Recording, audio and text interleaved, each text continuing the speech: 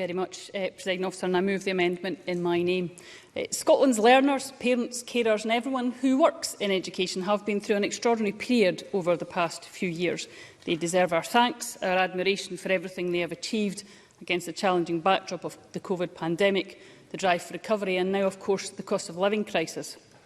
Notwithstanding the significant challenges to our education system, I see first-hand examples, day in and day out, of teachers, childcare practitioners and lecturers going the extra mile to support our children and young people and adult learners in their learner journey to ensure that they thrive and achieve positive destinations. Scottish education is performing well and is continually improving thanks to the hard work and the dedication of the education workforce. Teacher numbers are at their highest since 2008, with the number of primary teachers the highest since 1980. The pupil-teacher ratio is the best on record, and we have the highest spending per pupil within the UK nations. The latest figures show that more school leavers in Scotland are in education, employment or training 9 months after the end of the school year. That's 93.2% in 2021. Progress is being made in closing the attainment gap and outcomes are improving. Scotland is the only part of the United Kingdom to offer the equivalent of 1140 hours of high-quality early learning and childcare to all eligible children, regardless of their parents' working status, putting children first. Internationally, Scottish education is viewed as high-performing by the OECD, who recently reviewed and endorsed the Curriculum for Excellence.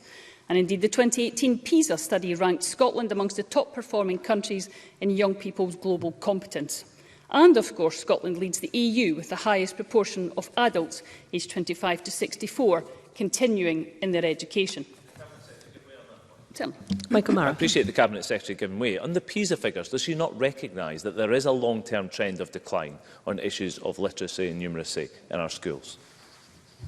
Cabinet Secretary. Well, I do recognise we continue to strive to do better in literacy and numeracy, and I think we will obviously have information that's coming out next week on the ASIL statistics about how we have dealt with, as a system, the challenge of COVID and how we are moving to recover out of COVID. So while, of course, there is more that we need to do in this area, particularly because of the COVID pandemic, I hope that we will see improvement next week, but of course we will need to wait for the statistics to come out to see whether indeed that is the case.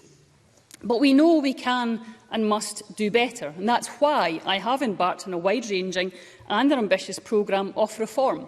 Because even though we start with strong foundations, I know there is no room for complacency if Scottish education is to improve and to adapt to the challenges ahead. The world around us has changed beyond recognition over the last few years, and our learners and those who support them deserve a system that's flexible enough to suit their needs. Martin Whitfield. I'm very grateful to the Cabinet Secretary giving way. And on that point, does she not see the contention that people have over the announcement last week that the new exam body will both award and regulate qualifications? Where is the improvement in that decision?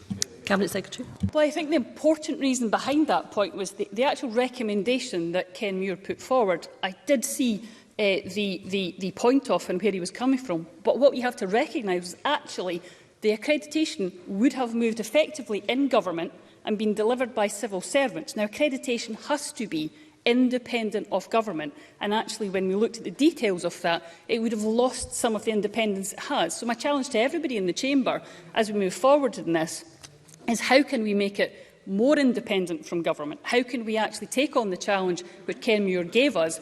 But I unfortunately would respectfully say in a different way, because we would have lost that independence if it had actually moved to within the new agency, as had been recommended in the initial report. But can I move on? I'd like to just make a little bit of progress, if Mr Brennan would forgive me.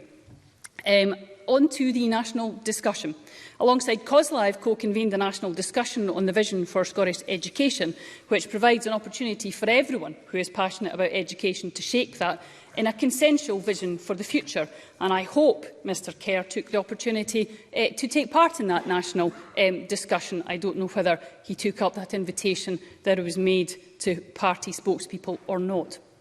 I have been humbled by the number of children, young people and early learning and childcare practitioners, the teachers, the lecturers, support staff, parents, carers and others who have taken the time to consider what they value about education and to give their views. More than 5,400 responses have been received, and 26,000 young people took part in online school assemblies, ensuring that the voices of learners will be at the heart of this reform. So that national discussion is the biggest listening exercise that's ever taken place in education. But listening is not just the first step, and if we are truly to meet the needs and the aspirations of our learners, we need to build consensus for change. So while the national discussion will provide a long-term compelling vision for education, it is supporting that we start with immediate work towards that vision. So that's why, when it's published next year, the vision will be accompanied by calls to action, setting out short, medium and long-term activity to start bringing that vision to life.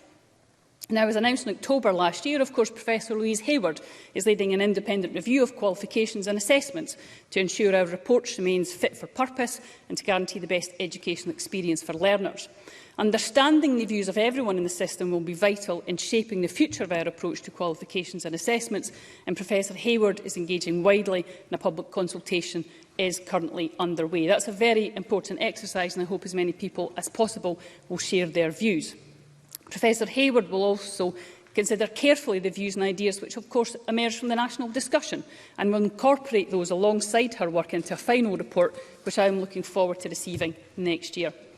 And the reform of our national bodies will ensure that our education system supports learners to thrive, providing them with the best opportunities to succeed. So we are establishing 3 new national education bodies, and work is underway to design how those bodies will be structured. It's vital that new national bodies reflect and deliver change in how our education system supports education staff and children and young people.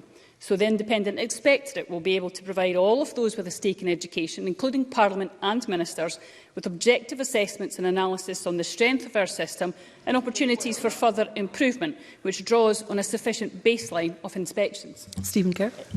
Grateful to the Cabinet Secretary for giving way, but did she accept the criticism that is levied at those who are piloting the reform bodies, that this is the same crew that were in these key positions in Education Scotland, the SQA and other bodies, Scottish Government? Where are the new voices? Where are the new ideas? And I recognise that the Secretary is 7 minutes into her speech and still hasn't mentioned the pressing issue of the teachers' dispute. Cabinet Secretary.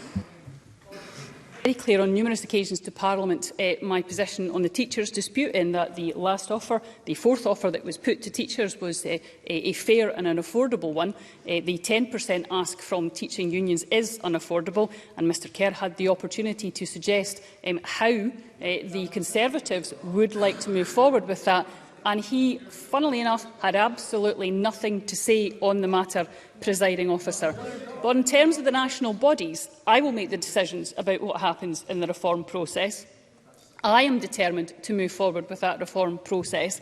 And of course, when we look at the target operating models that will be developed, these will be available for consultation to everyone before I make the final decisions on these matters. So, of course, we will see, for example, a more accountable, more representative government structure within the new public body responsible for education. We will, of course, see a new agency for education that will be to do with what teachers want rather than all the time what government wants. That's an important change that we will make in all of that. And of course, we also have the consultation on our shared framework on the inspection of early learning and school-age childcare settings that will be due imminently. And we have the work on the purpose and principles for post-school education as well. This, accompanied with the independent review of schools' delivery landscape, is a package of reform built around the national discussion that will ensure that we have a reform package to ensure our education system is fit for purpose and fit for the futures, most importantly having learners at the heart of that. And I sincerely hope that members across the chamber, particularly from the political parties that are taking part in this debate today, took part in that national discussion. They were all invited to. They were all invited along to meet our co-facilitators to be able to take part in the consensual way that we could deliver policy together. I certainly hope they took part in that opportunity. This is an ideal time to get involved and seize, rather than making statements to Parliament alone. We could work together in the national discussion, and I hope they did so.